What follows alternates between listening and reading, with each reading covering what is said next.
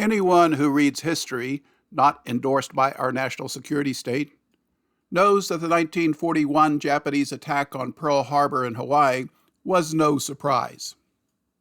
Tales of the American Empire produced two tales about this topic. Both are linked in the description, which provide evidence that President Franklin Roosevelt provoked a Japanese attack and ensured it would succeed. This gave him the anti-Japanese propaganda boost needed to have Congress declare war. Here are some facts about the effort to provoke Japan. Pearl Harbor became a major U.S. Navy base after senior American military officers visited Hawaii in 1873 to make plans to dominate the Pacific. The harbor was perfect, but the Navy needed lots of land and needed to dredge the shallow harbor entrance. The Hawaiian people refused these requests, so the U.S. Navy sent troops ashore in 1893 to seize control of Hawaii. See the tale linked in the description, The American Military Invasion of Hawaii. Japan and Britain had good relations with Hawaii and protested this imperial move. Each sent a warship to Hawaii to show support for the Kingdom of Hawaii. After political games in Washington, D.C., Hawaii was declared an American territory and work on Pearl Harbor began, as thousands of Hawaiians and Japanese were forced off their land to make room for American military bases. Japan had provided labor for Hawaiian plantations for decades. Over 180,000 Japanese laborers had arrived since 1885. They had families in Hawaii whose children attended Japanese-run schools.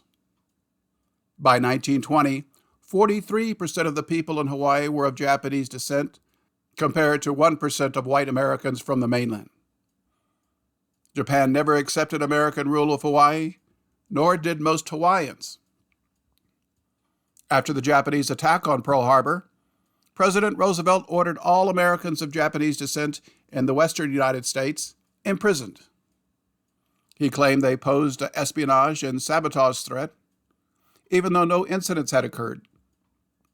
Young Japanese men in these camps were drafted and ordered to fight overseas. See the tale linked in the description, American Japs Imprisoned. This order didn't apply to Hawaii, since it would require locking up half its labor force. This blatant violation of civil rights was tolerated by a fearful American public bombarded with racist anti-Japanese propaganda. President Roosevelt failed to tell the American people that Japan had always been a helpful ally. Japan sent military forces to support the American and European imperial powers in 1900 to suppress the Boxer Rebellion in China. Japan was an American and British ally in World War I and invaded the German colony at Shenzhen, China. Japan joined the American invasion of Siberia in 1918, where it provided the majority of the Allied force. Wars had been fought over Manchuria for centuries, as Russians, Han Chinese, Japanese, and the native Manchu people battled for control. Treaties allowed Japan to operate and guard Manchurian railways to support its business interests, where 240,000 Japanese worked. In 1931, Japanese troops guarding these railways quickly overwhelmed the small numbers of Chinese troops in Manchuria. Japan formed an independent nation called Manchukuo to rule Manchuria. The Chinese government protested, but was overwhelmed with rebellions and economic problems elsewhere, so signed an agreement accepting the state of Manchukuo in 1932. The Americans and British officially objected, but had no imperial interest there, and Japan's expansion followed a common practice of Western imperial powers around the globe. In addition, the Soviets had taken control in Russia and called for a worldwide people's revolt. The European imperial powers were happy to see the Japanese army blocking the Soviets from China, where they had major corporate interests. In 1937, Japan sent forces southward to conquer more of China.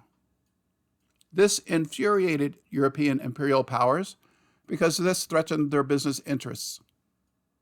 They had never attempted to directly rule parts of China like colonies. It was far easier to force local Chinese warlords to grant them small territories called settlements or treaty ports, from where they could dominate business in the region.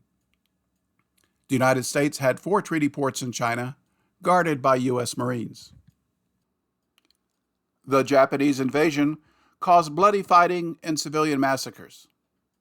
Huge battles took place as the fighting displaced millions of Chinese who fled south. The American propaganda machine churned out anti-Japanese films that were mostly true. On the night of July 7, 1937, at the Marco Polo Bridge near Peking, the Jap war machine struck.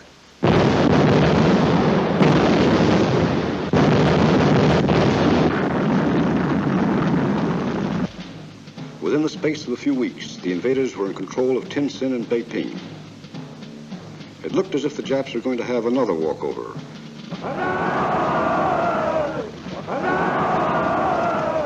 Now the Japs sat back to digest and organize this new conquest. The peace-loving Japanese didn't want a war if they could get their land grabs without one. But this time they were in for a rude surprise. This time, instead of protesting or negotiating, the Chinese struck back. The foreign settlements were left alone, but became worthless as nearby Chinese factories closed down. President Roosevelt openly violated the U.S. Neutrality Act by shipping billions of dollars in weapons to China. Invading China eventually became a quagmire for the Japanese, which is not surprising given its size and population. Its easy success in lightly populated Manchuria probably encouraged an invasion, especially during a Chinese civil war between the nationalists and Mao's communists. The primary river for trade in China is the Yangtze. It was declared an international waterway by imperial powers so that foreign ships could transit to their settlements unimpeded. This was important because American and British companies imported heroin into China despite a ban by China's government. American ships were guarded by U.S. Navy gunboats and U.S. Marines. See the tail link below, YANGPAT, American military muscle in China. In 1937, foreign ships continued operating along the Yangtze despite the nearby fighting. The Japanese promised not to attack foreign ships, but suggested they leave China due to the fighting. Most remained to protect the tens of thousands of foreigners they were assigned to support, and began to evacuate many who sought to leave. The fog of war guaranteed they would be accidentally fired upon by both Japanese and Chinese, which occurred often. In 1937, a U.S. Navy gunboat, USS Panay, was attacked and sunk along with 3 American Standard Oil tankers. The Panay looked like just another riverboat, and the Japanese pilots claimed they failed to see the American flag painted on the deck. The Panay crew made it safely ashore, although 3 Americans died. The Japanese government took full responsibility for sinking the Panay, but insisted the attack had been unintentional, as the Japanese were attacking 10 nearby Chinese steamers. The Japanese admiral in China formally apologized, and his government paid an indemnity of over $2 million on April 22, 1938, officially settling the Panay incident, equivalent to $46 million in 2023. There is good evidence the attack was intentional, but since Japan had nothing to gain, it was thought a few rogue Japanese pilots attacked for fun. The American people and press accepted this was an accidental attack, but President Roosevelt later used the sinking of the USS Panay as a key element in his propaganda campaign to demonize Japan. After the Germans overran France in 1940, they allowed southern France to become neutral Vichy France that retained control over French colonies and the large French navy. A primary British objective then became the destruction of the French Empire, to include its colonies and navies. See the tale linked in the description, the Anglo-American War on France. As the British attacked French ships and invaded French colonies, the Japanese joined this war on Vichy France by sending troops into French Indochina. The Japanese captured the last Chinese port where American fuel and arms were imported. The Japanese would soon close the Burma Road supply route, leaving only French Indochina. The Americans were shipping arms to the port of Haiphong and then up a railway into China. Indochina had few resources of value to the Japanese, who didn't want to waste manpower invading and occupying Indochina. Japan took advantage of the German victory in France and told the French Governor-General of Indochina that American arms shipments must stop or they would invade. The Japanese demanded that Japanese soldiers be allowed to occupy French ports to prevent arms shipments. The French government agreed, knowing he couldn't stop the Japanese. The Japanese soon demanded the closure of China's border and the use of coastal airfields and port visits. This was gradually granted after a few violent skirmishes with French soldiers. The French continued to rule Indochina with French troops. In the summer of 1941, President Roosevelt decided to force Japan to take military action by cutting off its oil and raw material supplies from the Dutch East Indies and the United States. On July 26, 1941, Roosevelt ordered the seizure of all Japanese assets in the United States and a ban on all trade with Japan. Britain and the Dutch followed suit. As a result, Japan lost 75% of its overseas trade and 88% of its imported oil. Roosevelt cited the Japanese invasion of Indochina as the reason, even though this occurred 1 year prior, and the Japanese occupied less than 1% of Indochina with official permission from the French government. Moreover, the British had already invaded several French colonies by force and sunk a dozen French warships.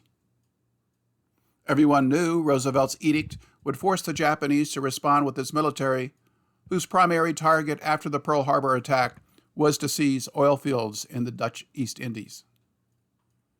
President Roosevelt wanted to enter the war by the end of 1941, but was not sure when Japan would strike after declaring his embargo.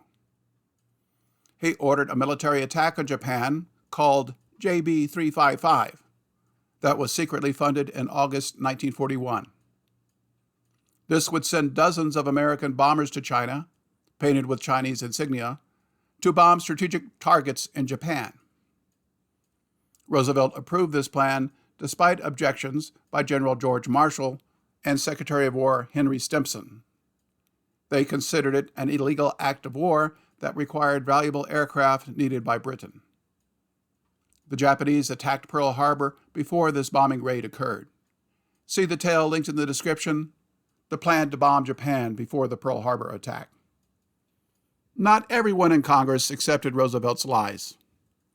On December 8, 1942, exactly 1 year after President Roosevelt stood before Congress and demanded a vote for war, Jeannette Rankin, the only member of Congress to vote against America's entry into that war, penned an address to Congress entitled, "Some Questions About Pearl Harbor."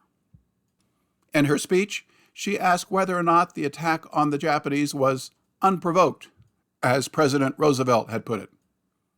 A small media outlet in Europe produced a great short documentary about her speech and examines the evidence she presented, which is linked in the description. Why did President Franklin Roosevelt want war with Japan?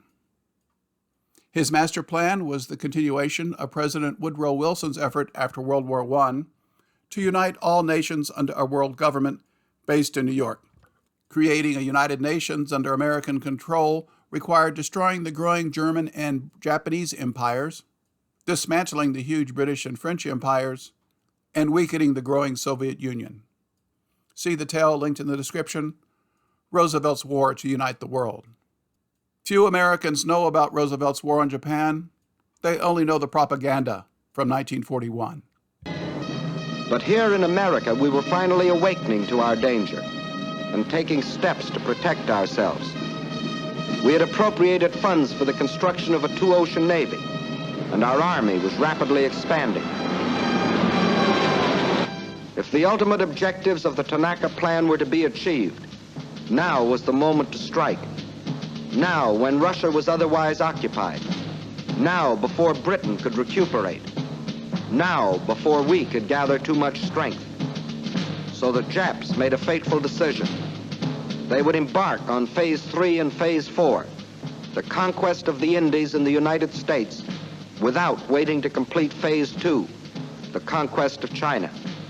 Thus, to paralyze American power in the Pacific. Without warning, as they have always struck, they struck again.